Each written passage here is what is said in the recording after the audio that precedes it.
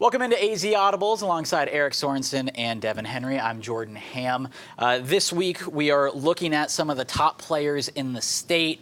And we thought, looking at the NFL Combine, there are some just absolute studs in there. We kind of wanted to build our own football players at specific positions. We all have different positions. So, Devin, let's kick it off with you. Which type of player are you going to be building with Arizona high school football players? We're in the age of the quarterback, guys. So I'm going to build a quarterback. Very first thing, I have 6 traits that I want. Very first thing is I need an arm. And if I'm going to grab an arm, it's going to be coming from Chaparral quarterback Jack Miller. 300 yards per game last year. Extremely athletic. Knows how to get the ball downfield, but don't worry, he'll knock down screen pass as well. Then I want to look at speed. I want to run pass option a lot, just in case. I'm going to go to Liberty High School for quarterback Jonah Guevara over there. Also a track star, very crafty on his feet, does a good job getting around his offensive line and the upcoming defensive line as well.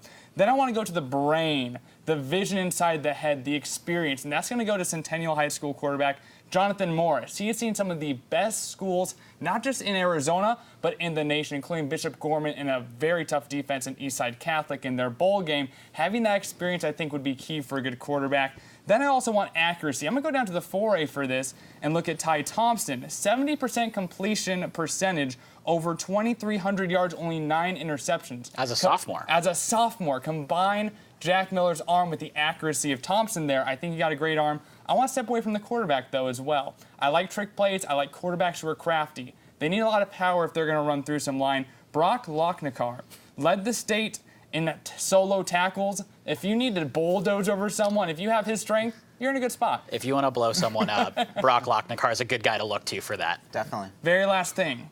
And going with some hands in case I need to throw to my quarterback, Marcus Libman, the pinnacle wide receiver, over 100 reception yards per game, just in case.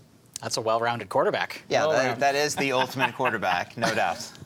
Eric, what about you? I'm going to build a linebacker, and I think I'm going to start with speed and instincts. One player that I saw the last couple of years, you guys did as well, Connor Soley over at Saguaro. You talk about a guy that can go sideline to sideline. Usually had a knack for making the big tackles in the biggest games, specifically the last 2 4A state championship games.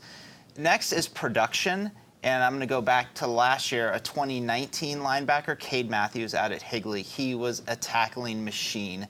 250 tackles-ish in his last 2 years. 50 of those were tackles for loss.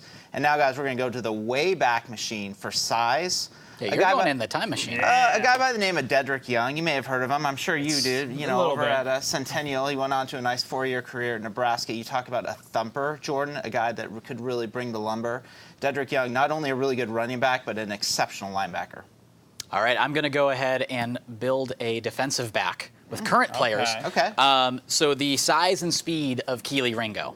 He could really make some noise, get across the field really quickly. Also quite the track star. The hitting ability of Lathan Ransom, I think a guy kind of like Brock Lochnikar who, after he makes a big hit, that just makes him that much better. And he's usually pretty excited after that hit and letting the offense know. But they have difficulty stopping him even after that. So I think that he's a good guy that could be a really good thumper for you.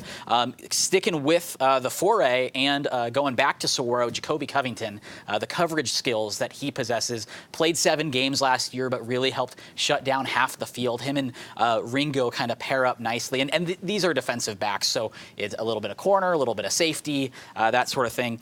The special teams abilities of Jaden Young. We saw each and every game, it seemed like he usually had a blocked punt. He returned a kick for a touchdown. This could be a multifaceted guy. He's also quite the safety. So and the bloodlines of, Dedrick Young's younger brother. Yeah, but my guy's current, and you went in a time machine. And then I'm going to keep it with the instincts of Stephen Ortiz Jr. over at Desert Edge. Yep. This guy just makes plays. 57 tackles last year, 5 interceptions. He's the only non-incoming senior, but I think that Stephen Ortiz Jr. just has proven as a sophomore and a freshman the past couple of years under Coach Lucero that he can get the job done. And it's something about those Desert Edge Scorpions that they get the young players in and they're multi-year contributors and just get better as they go. So this is quite the standard that he has set with 57 tackles and 5 interceptions last year. And I like how well-rounded you're going, too. You thought about special teams in there. I like that. Yeah, complete football players. I've talking to these high school coaches, it's every aspect that they're looking for. A lot of great names and a ton of offers, especially with those first 2 between Ringo and Yeah. Lathan Ransom. Yeah, the future is bright for all of our Frankenstein players here. Make sure to keep it on AZ Audibles each and every week on Sports 360 AZ.